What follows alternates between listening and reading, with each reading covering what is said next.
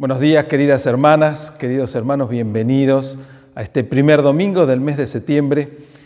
Vamos a seguir celebrando a nuestro Señor, como ya comenzamos con la alabanza inicial. Y quiero compartir con ustedes, contigo, unos versículos en el Salmo número 9. El Salmo 9 comienza diciendo: quiero alabarte, Señor, con todo el corazón y contar todas tus maravillas. Quiero alegrarme y regocijarme en ti y cantar salmos a tu nombre, oh Altísimo. El Señor es refugio de los oprimidos, es su baluarte en momentos de angustia. En ti confían los que conocen tu nombre, porque tú, Señor, jamás abandonas a los que te buscan. Esta es una declaración de nuestra fe, de nuestra convicción en la fidelidad, en el cuidado amoroso del Señor con nosotros. Por eso nos alegramos, nos regocijamos en Él y le alabamos y celebramos.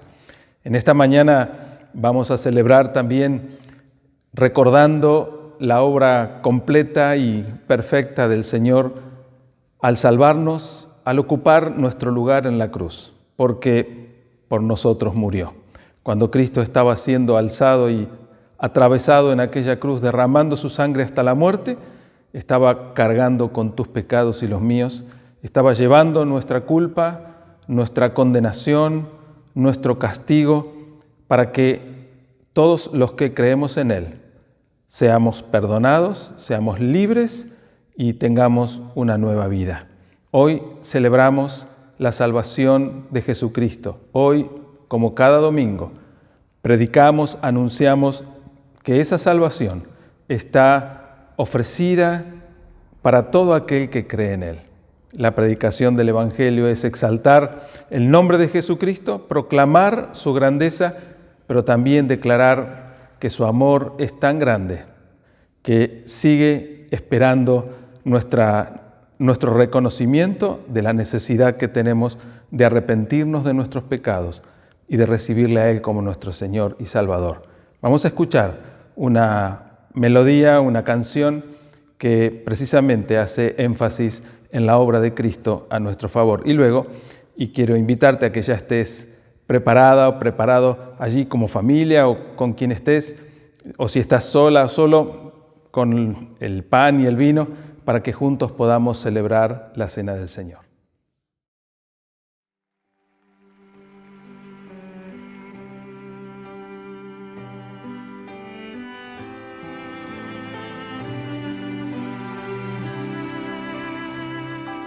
Sobre todo poder y rey, sobre toda humanidad y ley, sobre todo lo creado por tu mano, tú inventaste todo, mi Señor. Sobre todo reino y nación y maravillas que el mundo conoció, sobre toda riqueza y esplendor, nada se compara a ti, mi Dios.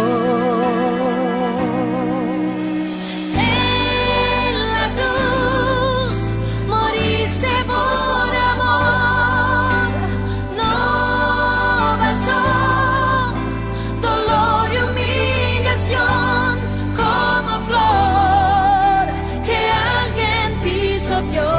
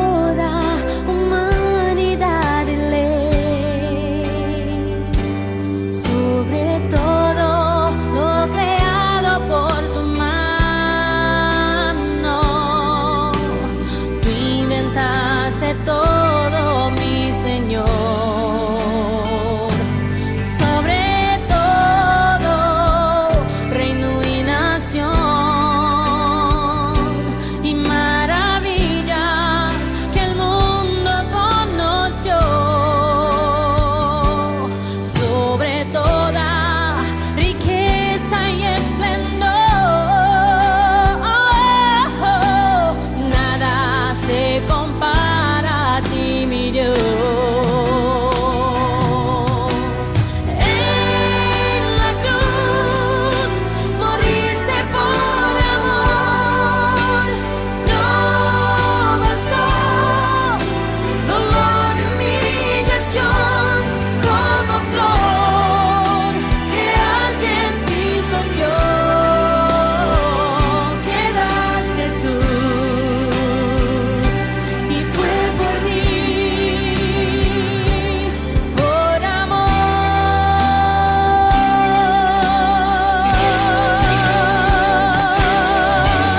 En la cruz moriste por amor. No bastó dolor y humillación, como flor que alguien pisoteó. Quedaste tú y fue por mí, por amor.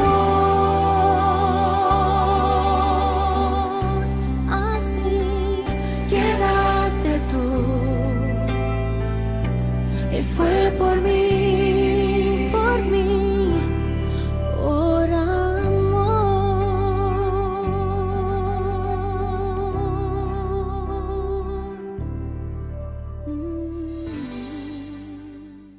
Y como la canción que acabamos de escuchar, que dice que fue por amor, es por eso que celebramos ese amor inmerecido de Dios a nuestro favor, quien consideró nuestro pecado y nuestra incapacidad para resolverlo, y Él mismo se hizo hombre, Él mismo ocupó nuestro lugar, el tuyo y el mío, para cargar en aquella cruz con nuestros pecados, para pagar en esa cruz el castigo que merecíamos.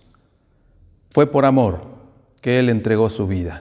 Fue por amor que Él recibió los clavos, la corona de espina, la lanza en su costado y derramó su sangre hasta la muerte. Fue por amor que Él invitó a todos los que quieran venir a Él, que vengan mediante la fe.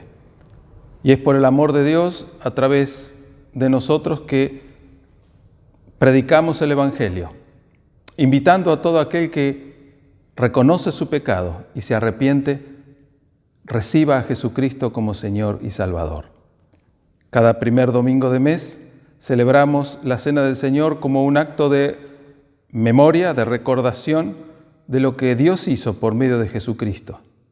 Cada primer domingo celebramos recordando sus palabras en aquella última cena con los discípulos y las palabras que recuerda el mismo apóstol Pablo escribiendo a los Corintios, cuando dice que él recibió del Señor lo que también había enseñado, que el Señor Jesús la noche que fue entregado tomó pan y habiendo dado gracias lo partió y dijo: tomen, coman, esto es mi cuerpo que es partido por ustedes.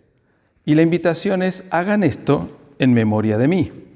Y luego de haber compartido el pan, tomó la copa diciendo: esta copa es el nuevo pacto en mi sangre. Y la invitación nuevamente fue: hagan esto en memoria de mí. Y quiero invitarte que allí donde estás, junto a nosotros, podamos tomar este pan y esta copa y hacer esto recordando y proclamando la salvación de Dios por medio de Jesucristo.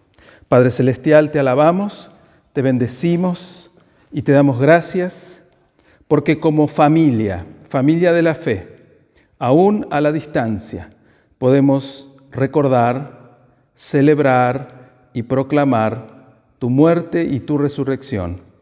Señor, en esta mañana queremos compartir este pan y este vino, recordando con gratitud y proclamando con gozo que hay salvación para todo aquel que cree. Te alabamos y te bendecimos en el nombre de Jesús. Amén. Amén.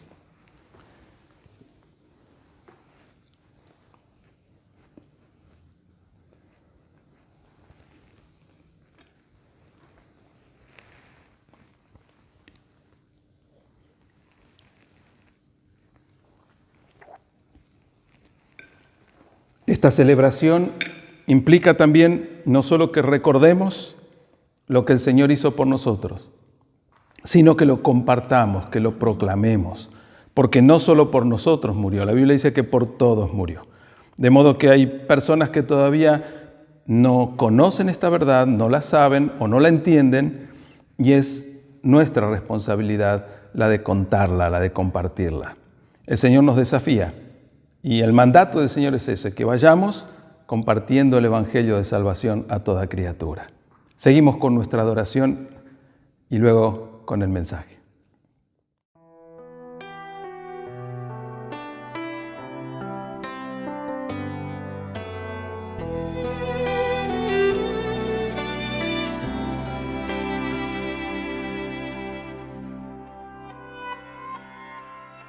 Yo he visto el dolor acercarse a mí, causarme heridas, golpearme así, y hasta llegué a preguntarme, ¿dónde estabas tú?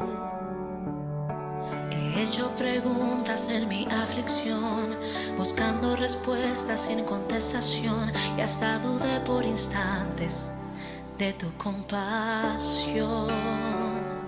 Y aprendí que en la vida todo tiene un sentido, y descubrí que todo obra para bien, y que al final será mucho mejor lo que vendrá. Es parte de un propósito y todo bien saldrá. Siempre has estado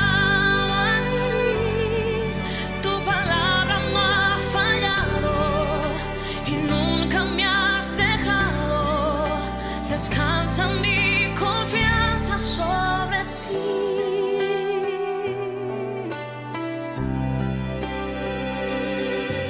Yo he estado entre la espada y la pared, rodeada de insomnio sin saber qué hacer, pidiendo a gritos tu intervención. A veces me hablaste de una vez, en otras tu silencio solo escuché. Qué interesante tu forma de responder. Y aprendí que lo que pasa bajo el cielo, conoces tú, que todo tiene una razón, y que al final será mucho mejor lo que vendrá. Es parte de un propósito y todo bien saldrá. Siempre has estado aquí, tu palabra no ha fallado y nunca me has dejado. Descansa mi confianza sobre ti.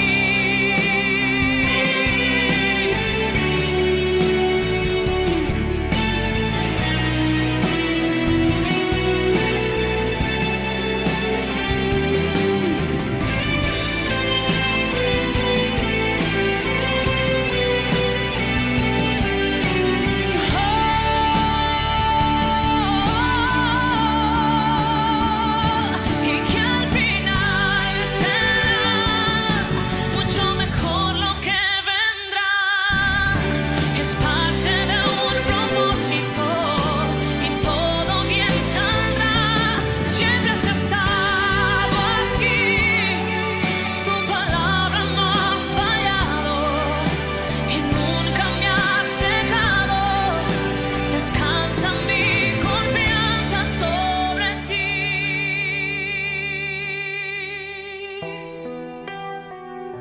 Sobre ti.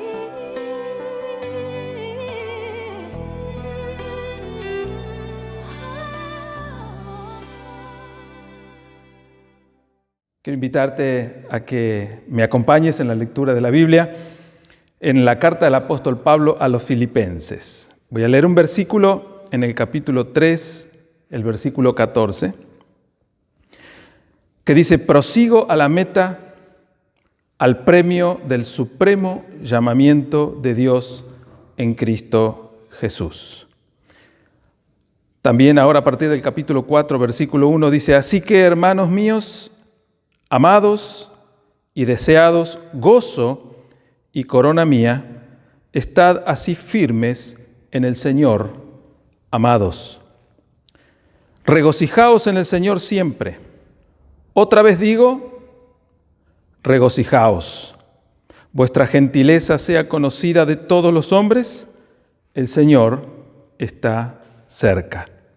Por nada estéis afanosos, sino sean conocidas vuestras peticiones delante de Dios en toda oración y ruego con acción de gracias. Y la paz de Dios, que sobrepasa todo entendimiento, guardará vuestros corazones y vuestros pensamientos en Cristo Jesús. Hermosas palabras de estímulo, de ánimo pastoral de parte del apóstol Pablo a los cristianos en Filipo. Y dando un poco un testimonio de su propia vida, dice en el versículo 14 del capítulo 3, prosigo a la meta, al premio del supremo llamamiento de Dios en Cristo Jesús. El apóstol Pablo entendía, sabía con claridad cuál era la meta, cuál era el destino de su carrera sobre la tierra. Él dice, prosigo a la meta, al premio del supremo llamamiento. Y el premio en un contexto de carrera de atletismo, donde corren hacia una meta sabiendo que a la llegada recibirán un reconocimiento, un premio. Y está poniendo ese concepto dentro de esa ilustración. ¿Por qué prosigo a la meta? Porque en la carrera hay obstáculos, porque en la carrera hay inconvenientes, porque en la carrera hay problemas. Y comparando una carrera en un estadio o en terrenos ríspidos y ásperos con la vida cristiana, quizás es una de las ilustraciones más apropiadas, porque en la carrera cristiana tenemos dificultades, tenemos inconvenientes, tenemos altibajos, tenemos conflictos, caídas, raspones, lastimaduras, y muchas veces la seducción, la tentación es abandonar. Yo esta carrera no la sigo, no es para mí. Hice todo lo que pude, di todo lo que tenía, puse todo de mí y sin embargo siempre hay problemas y muchas veces los problemas no son circunstancias externas, sino que a veces los problemas son internos y a veces los enemigos están en casa o están entre los conocidos y los amigos. La carrera no es algo sencillo, es toda una decisión comenzar esta carrera sabiendo, entendiendo y creyendo que la meta es la vida eterna, es la salvación. Pero mientras tanto, hasta que llegamos a esa meta, la carrera implica que nuestra vida cristiana, nuestra vida de piedad, sea una vida de servicio, sea una vida de reconocimiento a Dios por sobre todas las cosas, porque para eso hemos sido salvados, para la alabanza de la gloria de su nombre, pero también para poner nuestra vida al servicio de Dios, para ser de bendición en nombre de Él a las personas a nuestro alrededor, a nuestro prójimo. El apóstol Pablo, que escribe esta carta, había tenido un sinnúmero de problemas, de conflictos, y aún su propia vida había estado en riesgo muchas veces. Sin embargo, él dice, yo sigo adelante. No me voy a dejar amedrentar por los problemas, ni los problemas naturales de la vida, ni los problemas artificiales de las circunstancias provocadas, ni los problemas naturales que tienen que ver con mi propia vida, con mi pecado, con mi debilidad o con el pecado de otros.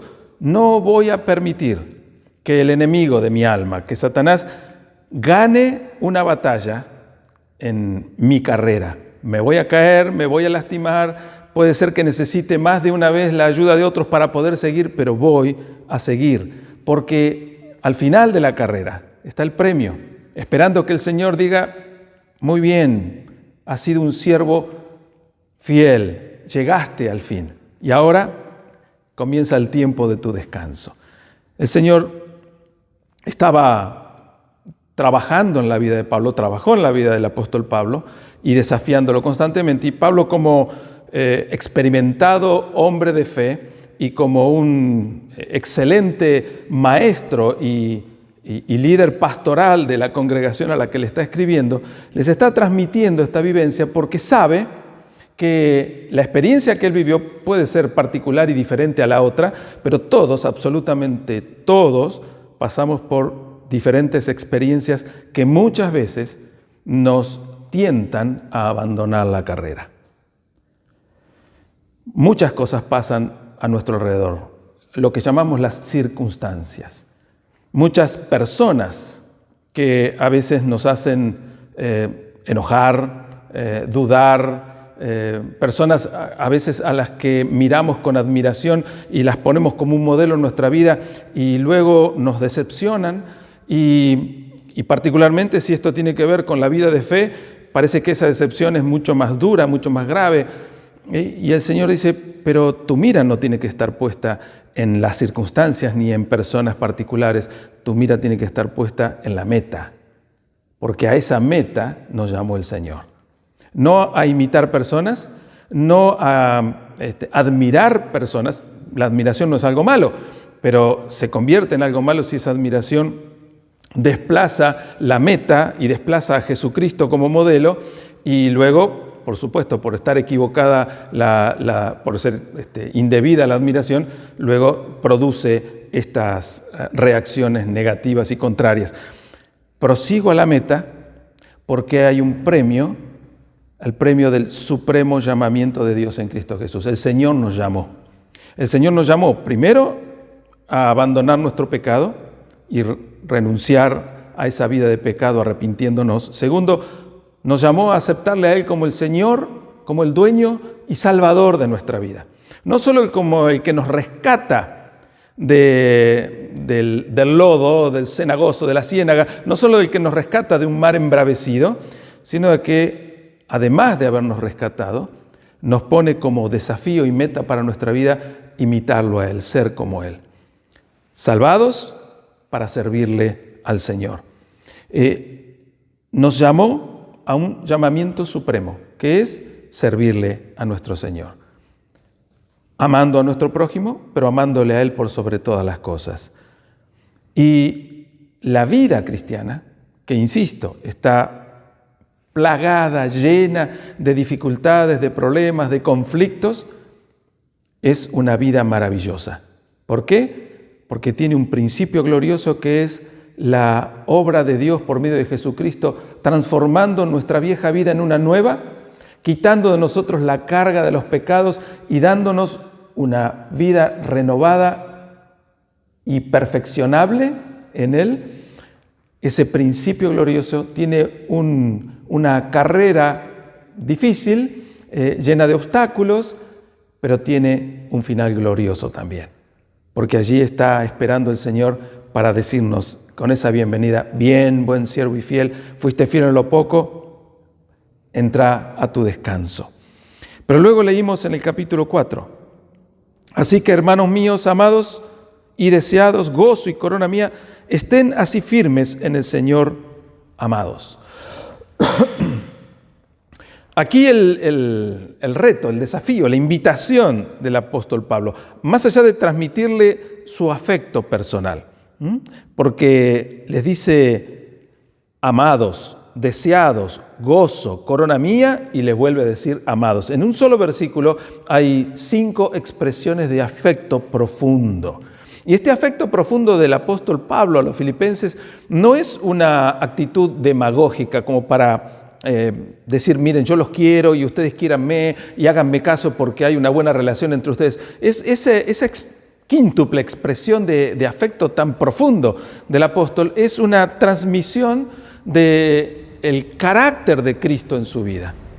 Evidentemente, Saulo de Tarso, devenido en el discípulo Pablo, no era alguien de un carácter afable, amoroso y simpático. La misma revelación en el libro de los Hechos nos lo muestra con enojo, con ira, con fastidio, con resentimiento, con amargura y con deseos de castigar y aún de condenar a aquellos que seguían el Evangelio de Jesucristo, porque él era un fanático defensor de su fe judía.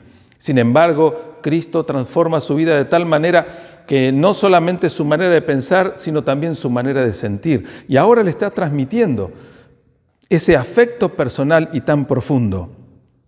Y el desafío que les hace en medio de esas expresiones de afecto profundo es: estén así, firmes en el Señor. Y le está desafiando a la firmeza a personas que, como ya he mencionado, están pasando, como todos pasamos, luchas, tentaciones, debilidades, temores, acechanzas espirituales, la seducción del pecado. ¿Cómo podemos estar firmes cuando las situaciones comunes, naturales y sobrenaturales de la vida cotidiana realmente nos mueven el piso y nos hacen tambalear? Cuando circunstancias esperables o no, o inesperadas, realmente nos sobresaltan, nos descolocan, y no sabemos ni siquiera cómo entenderlas, cómo interpretarlas. Y sin embargo, él dice: estén firmes. Ahora, aclara, estén firmes en el Señor, porque estar firmes solo es posible en el Señor. Y va a repetir este concepto muchas veces en esta carta, porque el cristiano tiene una particular diferencia con el resto de las personas, porque ahora estamos en el Señor. Nosotros somos diferentes a lo que éramos. Nosotros somos distintos a otros que no tienen al Señor, porque nosotros sí tenemos al Señor. Pero no alcanza solo con tenerlo, sino con permanecer en Él. Y la invitación y el desafío del apóstol Pablo es: permanezcan en Él. En Él hay vida, en Él hay gozo, en Él hay propósito. Él dice: a la meta. Había una claridad en la meta. Hay una claridad en el propósito. Y tenemos que entender que solo el propósito es lo que le da sentido a nuestra vida. En estos días, hace 2 días, escuchábamos una entrevista que le hacían a Lionel Messi. Y le preguntaban por qué había decidido renunciar al Club Atlético Barcelona. Y lo que él dijo, entre muchas cosas que salieron en la entrevista, es que en el club donde él estaba ahora, en ese club, que era el club de sus amores, no había un proyecto claro. Y muchas veces escuchamos este cuestionamiento y esta crítica.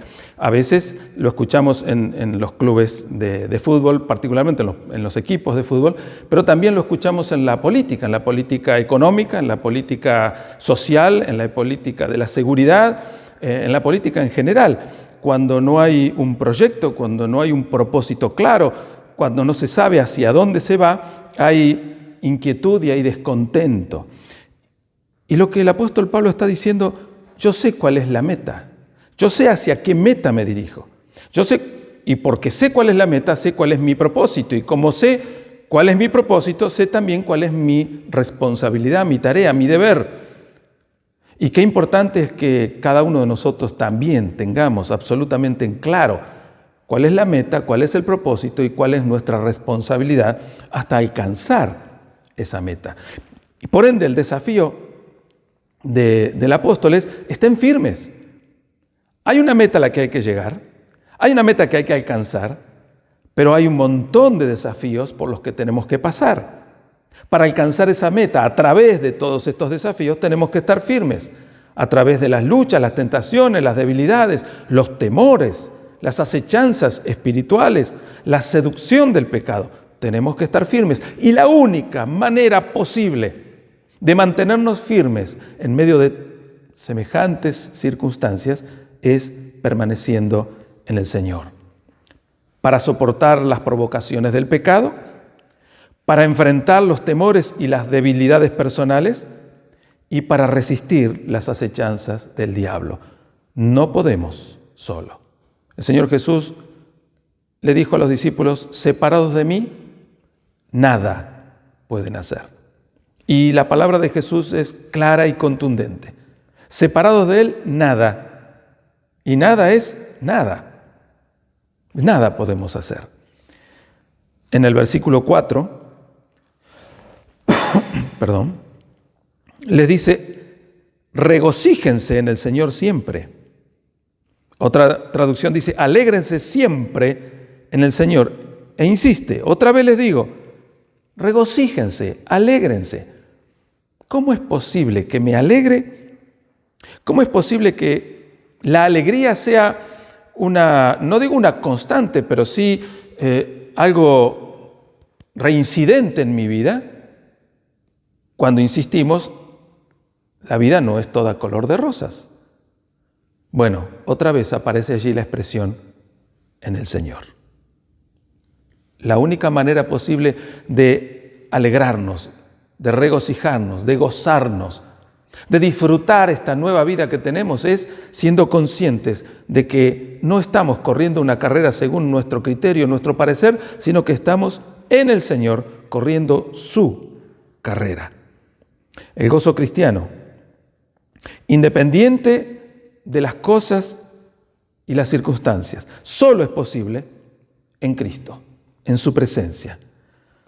Lleva nuestra mirada de los conflictos a la fe en la palabra de Dios, a la fe en las promesas de Dios, a la fe en las provisiones de Dios, a la fe en el Dios de la palabra, de las promesas y de las provisiones, en Él.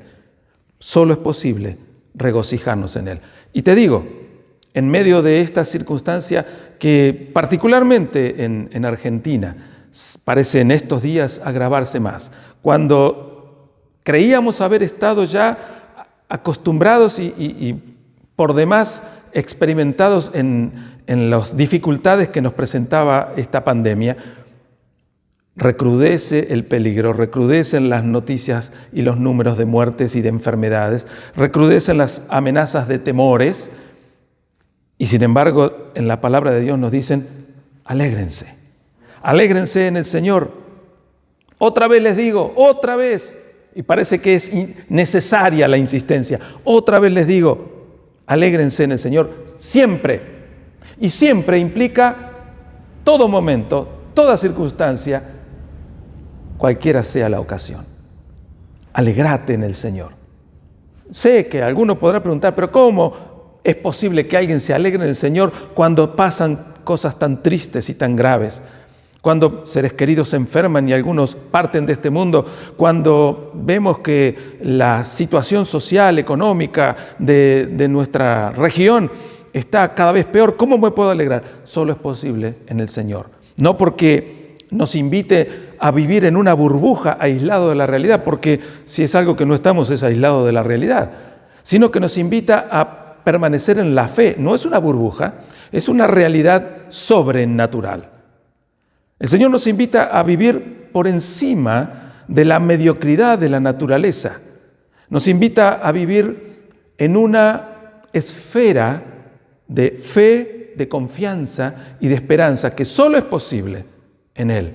Y yo quiero animarte en el nombre del Señor a que renueves esta firmeza y esta alegría, este gozo que solamente es posible en Él. Porque si no, las acechanzas del enemigo nos van a devastar, nos van a desmoronar, nos van a triturar. Ni vos ni yo queremos ser devastados ni triturados, sino queremos ser fortalecidos. Estemos firmes y estemos gozosos.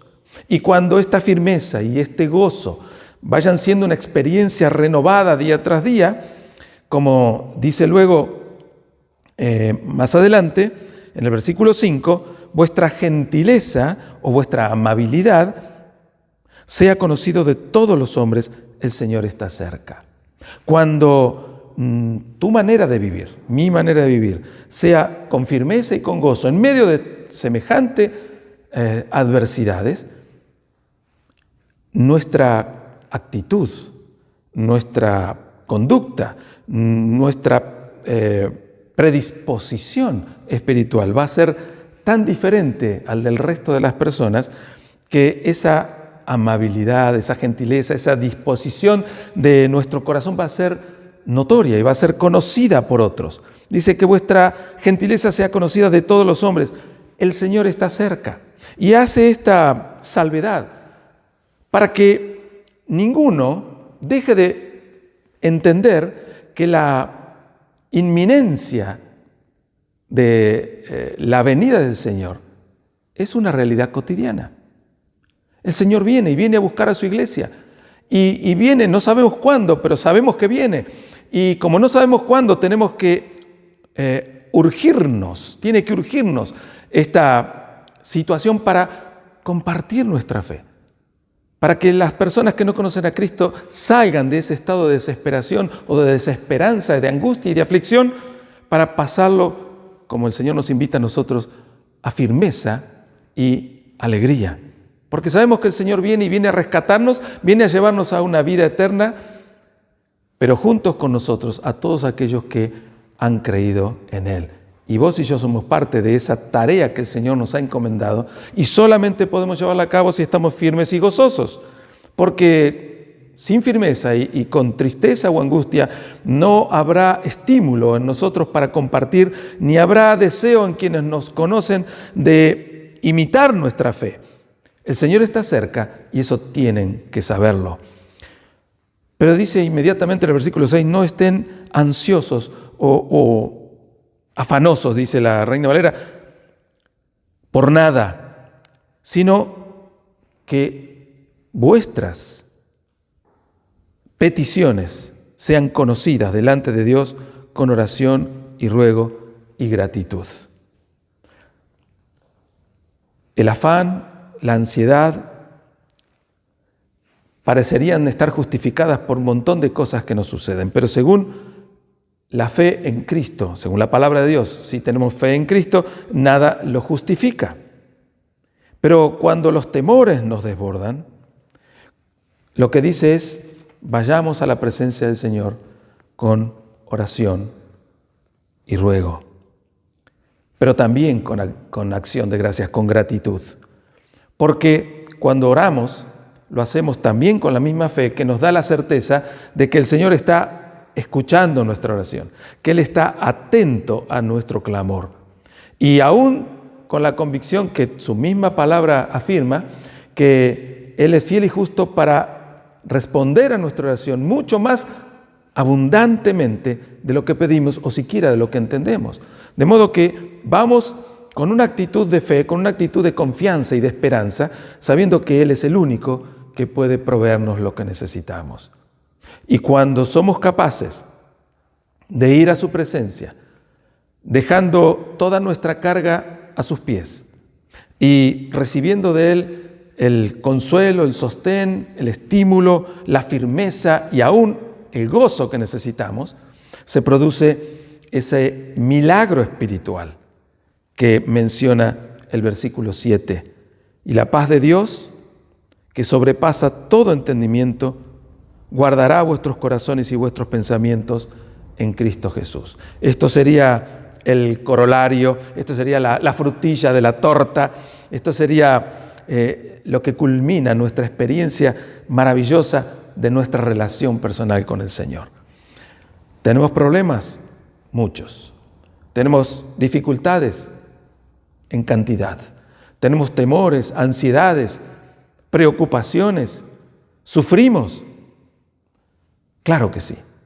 Y sin embargo, alguien que experimentó estas circunstancias y quizás con mucha más gravedad que nosotros, que fue el apóstol Pablo, luego de experimentar el consuelo, el estímulo, la renovación espiritual que se recibe en la comunión con Dios por medio de Jesucristo, nos desafía y nos estimula a que estemos firmes, a que estemos gozosos, que por nada estemos ansiosos o afanosos, confiando en la provisión del Señor, y que nuestra experiencia en relación con Dios de seguridad, de confianza y de firmeza sea conocida por todos para que otros conozcan a Cristo que está pronto a venir a buscar a su iglesia. Esa experiencia, esa relación con Dios, que debe ser renovada día tras día porque lo necesitamos así. Esa dice que es la que produce la paz o la que nos permite experimentar la paz de Dios que somos incapaces de comprender. Sobrepasa todo entendimiento.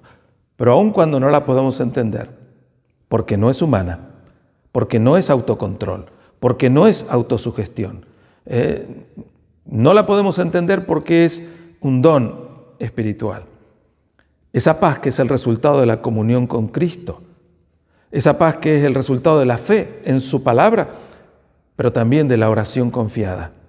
Dice que va a guardar, va a proteger, va a cubrir, va a defender nuestro corazón y nuestros pensamientos. Va a guardar nuestro corazón del temor y va a proteger y cubrir nuestros pensamientos de la duda, de la ansiedad, de la mentira de Satanás. Y yo quiero invitarte, si realmente querés descargar toda ansiedad y preocupación en las manos de Dios, si querés despojarte de toda angustia y de aflicción, si querés aprender a descansar en su palabra, en sus promesas y esperar en su provisión, lo que necesitas es derramar tu vida, tu alma, tu corazón delante de Dios, en Jesucristo, porque solo es posible hacerlo en Cristo. Y yo quiero invitarte a que hoy renueves esa confianza, esa esperanza en el Señor de las promesas, en el Señor de las provisiones, en el Señor que siempre está presente. Que hoy puedas renovar esa confianza y esa necesidad de comunión continua, constante con el Señor. Pero si sos alguien que todavía no ha entregado su vida a Cristo, porque hasta ahora te pareció algo que no era para vos, algo increíble, algo inaceptable, o has rechazado, por la razón que sea, la religiosidad, pues quiero decirte que Cristo no es religión. Cristo es vida y vida en abundancia. Cristo nos ofrece no una religión, sino una relación personal con su Padre, con Dios, con nuestro Padre. Y yo quiero invitarte a que hoy deseches toda duda, toda incredulidad, todo rechazo que hayas tenido. Y hoy pruebes a Dios, pruebes que su palabra es fiel y verdadera, pruebes que sus promesas se cumplen cuando nos acercamos con fe a Él. Y quiero invitarte a que hoy le puedas decir, ahora mismo, Señor, quiero recibirte como mi Salvador y mi Señor. Reconozco que soy un pecador, una pecadora, que no puedo cambiar mi realidad, pero tú viniste para cambiarla. Creo en ti y te recibo como mi Señor y Salvador. Quiero orar por ti, ya sea que estás recibiendo a Cristo en esta mañana o que estás renovando tu confianza en Él, para que, como nos desafía a Dios por medio del apóstol Pablo, podamos estar firmes y gozosos y constantes en Cristo. Oramos. Amado Señor, gracias por tu palabra que es sencilla, que es simple, que es clara y que es contundente. Gracias, Señor, por esta palabra de estímulo y de aliento y de desafío personal. Gracias, Señor, por mostrarnos el proyecto para nuestra vida y la meta a la que nos has llamado, para que podamos correr hacia esa meta saltando todos los obstáculos y dificultades con tu asistencia, con tu ayuda cada día.